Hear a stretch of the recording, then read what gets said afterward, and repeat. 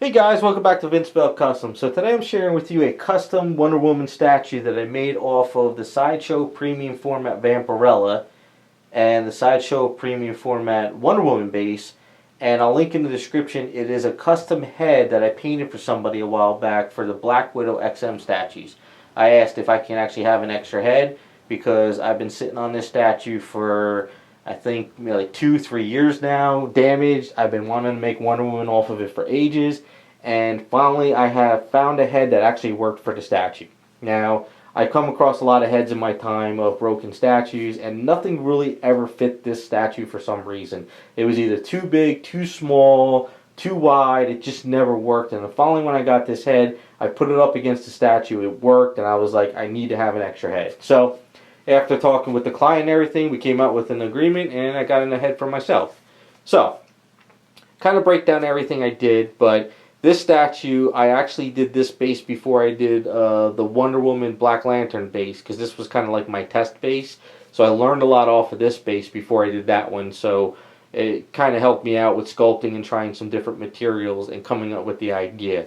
So we get a little bit closer, I could break it all down and I could give you a rundown of how everything works. So we'll start off with the base first. So what I did with the base is once I cut off the top, I cut down around here and I cut around here just to kind of give me an idea of where I wanted Wonder Woman to sit.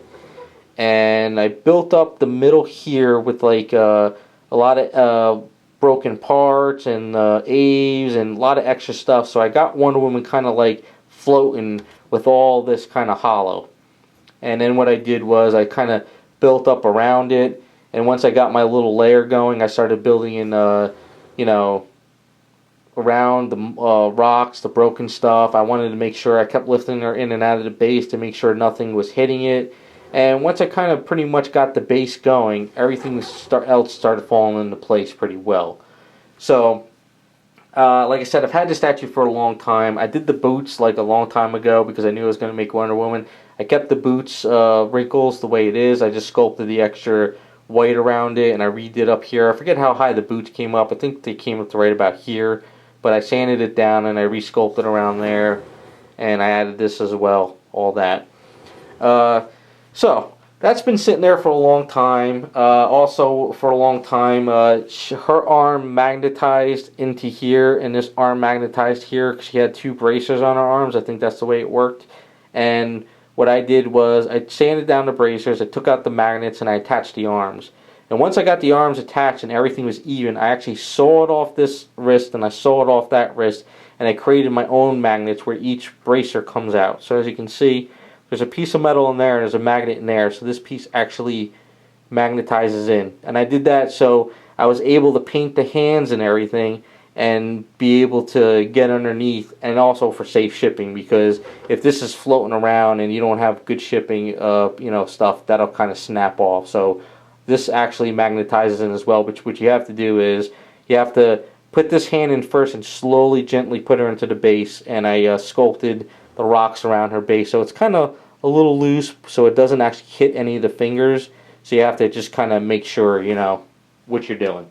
So that's kind of been sitting there for a long time. But when I got this head, I put the head on, I sculpted, I took out all the hair that came with the head, and I got the basic head. I resculpted the neck because the Vampirella neck kind of comes really far down, or it came up high. So I had to rebuild all that neck muscles and stuff. So once I built all the muscles, I was able to sculpt the hair. So that worked out pretty cool.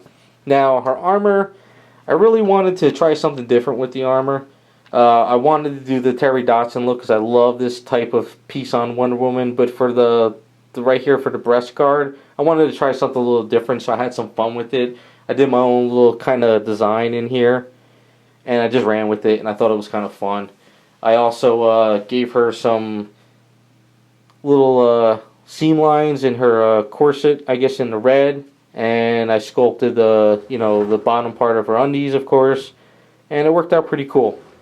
But once all that was done, I came on to the hair. Now the hair, looked up a lot of actress movie hair. I looked up a lot of Wonder Woman hair, and I wanted to do something different than the big crazy curling hair. I kind of wanted something like silky and just kind of flowing down. And this is kind of what I came up with. I wanted this piece to kind of show the face. I wanted this to come in front. I wanted to flow around in her front a little bit more.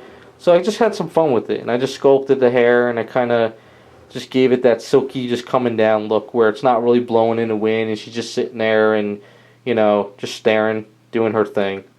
So, and of course the, you know, the headgear as well. Once all that was said and done was the paint work. So I used Garage Kit color paints. I wanted to add a lot of colors. I tried doing a lot of different blending. I tried some different techniques. I even added some different paints in the colors. And I just wanted to give her a little bit more life to the body than just, you know, a bright, a shade, and a transparency. I really wanted to add a lot more colors to her and stuff. So I actually had a lot of fun with it too. So hopefully it's showing out in the camera. Of course, I'll show some, you know, better pics. Of course, I gave some more color to her hands. Just doing a little bit more to her. A little bit more tan look too, not just completely pale, but some bright areas, some dark areas. And just ran with it. And then also I gave her a little bit of a lip here so I can wrap the lasso around it and stuff. So it's, you know, the good thing about it is if you don't like this lasso, you could cut it and you can add something else. Maybe you like the wire ones better. You know, I just kind of ran with it and just tried different things.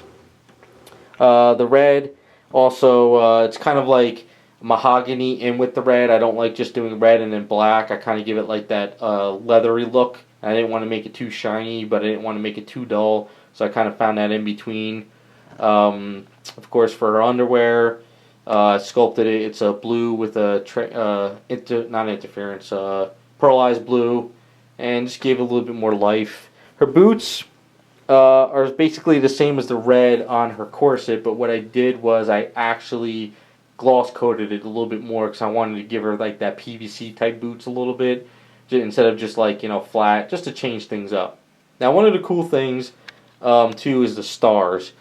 The stars are actually Ultrafine Transfer rub-on stars, so I didn't actually sculpt them, and I like doing this better with these rub-on stars, but the only problem is if you can't get into the corner, or it's a really bumpy area, or it's really curved, you can't really rub these stars on it because you got to kind of toy with them and get used to them.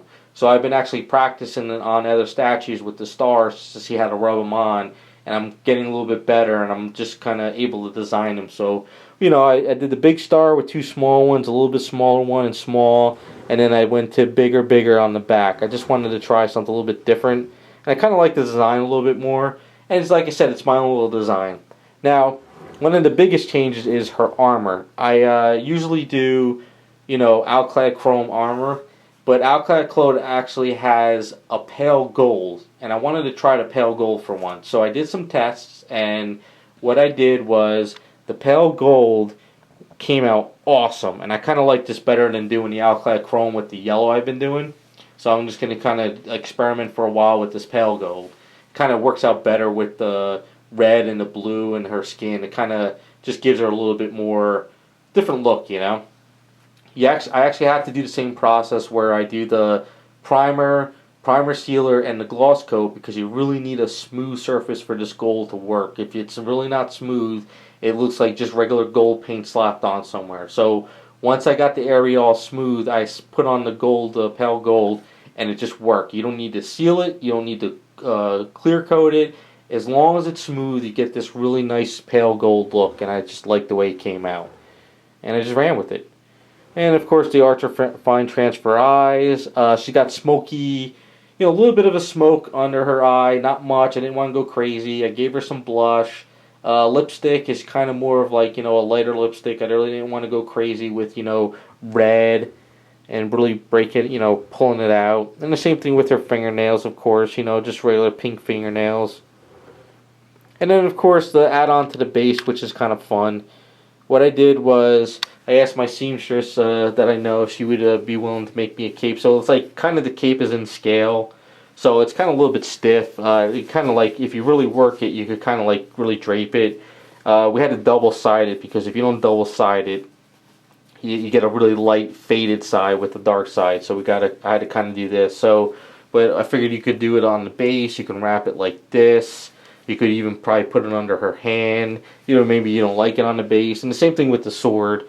It came with the Wonder Woman premium format. You could pop it out of the base, and I made it so there's a little room here where maybe you can add other things if you wanted to. You know, like maybe if you got some hot toy clothes, like when she's Diana Prince for that series in that white outfit, you can add the white outfit on there or something or whatever. So it's kind of like just a little bit of a fun area, just to add on. So that's kind of what I came up with.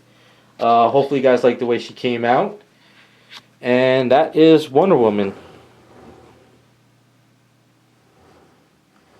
Had a lot of fun with it. Really nice sexy pose. So she will be up for grabs on my website. This is just one of those projects that I did my own little vision and just sell her off. So if first come first serve, thanks for watching guys, and we'll be back with more videos.